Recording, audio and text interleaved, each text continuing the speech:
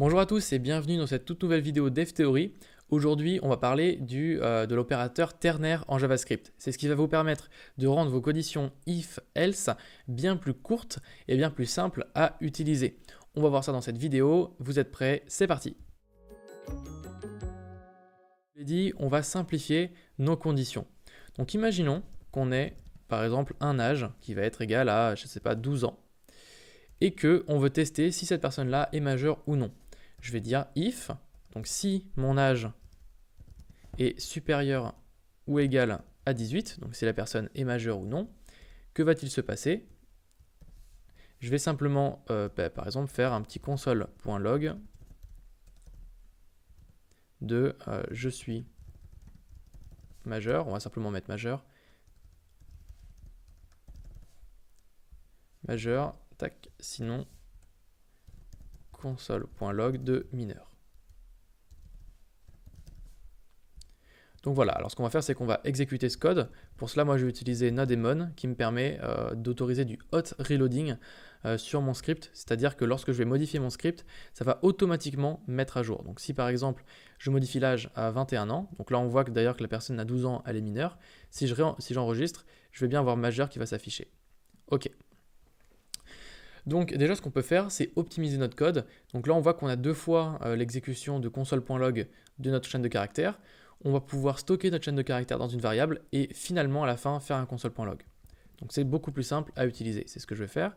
Donc je vais dire console.log de permission.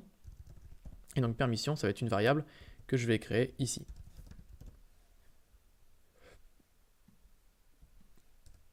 Donc ma permission va être égale à majeur, on va plutôt dire statut, ce sera peut-être plus explicite. Donc statut est égal à majeur, ou sinon statut est égal à mineur. Et donc là, on va avoir exactement le même résultat. Alors là, il me donne une erreur. Pourquoi? Il me dit, d'ailleurs, c'est pas permission que je vais afficher, c'est statut. Voilà. Donc je vais bien avoir mon majeur qui va apparaître. Donc voilà une condition très simple en JavaScript pour savoir si la personne est majeure ou mineure. Ce qu'on va faire, c'est qu'avec l'opérateur ternaire, on va simplifier cette écriture de condition pour définir notre statut. Donc comment est-ce qu'on va faire? On va dire que notre statut, ça va être égal donc à notre condition, et en fonction de notre condition, on va lui donner, on va retourner la valeur pour statut. Donc notre condition, nous, c'est quoi? C'est est-ce que notre âge est supérieur ou égal à 18?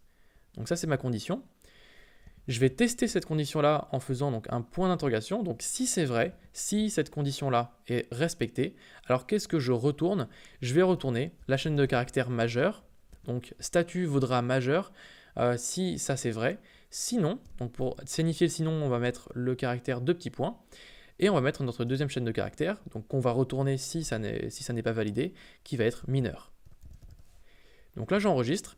Et je vais avoir exactement le même résultat. Donc là, la personne a 21 ans. Si je mets qu'elle a 17 ans, elle sera bien mineure. C'est c'est exactement ce que moi je voulais. Donc en sachant une chose, c'est que ici j'ai mis des parenthèses parce que j'ai une condition. Si j'en ai qu'une seule, je peux tout simplement enlever mes parenthèses et j'aurai le même résultat.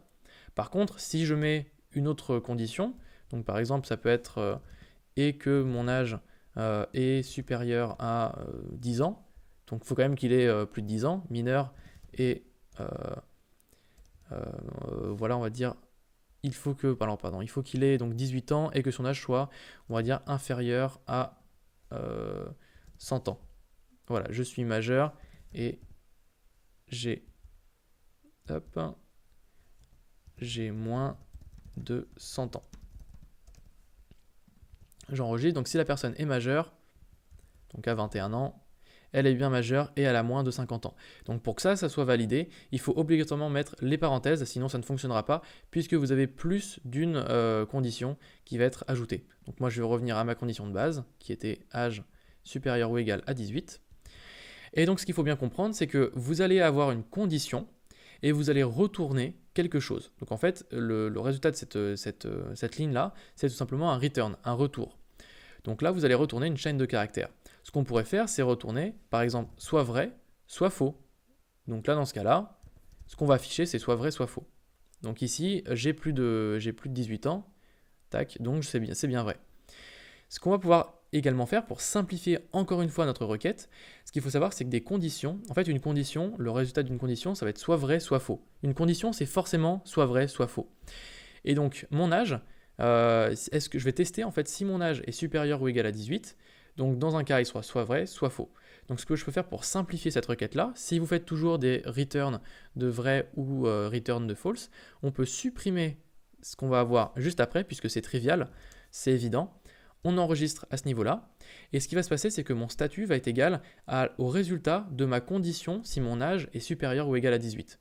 Donc si mon âge est égal à 21, alors le résultat de âge supérieur ou égal à 21 sera vrai, et si c'est inférieur à 18, alors ce sera false. Et donc on voit que je vais avoir le même résultat, donc toujours mon through, et si j'ai par exemple 12 ans, je vais avoir false qui va s'afficher juste ici. Et donc, ce qu'il faut comprendre, c'est qu'une condition, ça va simplement retourner le résultat de la condition. C'est aussi simple que ça. Donc, ce n'est pas forcément uniquement dédié à la définition d'une fonction, enfin d'une variable. Ici, ce que je peux faire, c'est venir directement afficher, donc dans mon console.log, je peux afficher le résultat d'une condition. Donc, si j'enregistre ça, je vais avoir mon résultat de condition qui va être directement affiché dans mon console.log. Donc voilà, j'espère que cette petite vidéo vous a plu. N'hésitez pas à vous entraîner à utiliser le ternaire. C'est une notion qui est très importante et que vous allez très souvent utiliser ou voir dans beaucoup de code. Et surtout, c'est de plus en plus répandu. Donc n'hésitez pas à l'utiliser et c'est à consommer bien sûr sans modération. Donc n'hésitez pas à vous abonner bien sûr à la chaîne DevTheory si vous n'êtes toujours pas abonné, et à télécharger notre ebook qu'on a écrit avec Brian sur les 6 erreurs en JavaScript à éviter. Et on se retrouve dans une prochaine vidéo. À bientôt.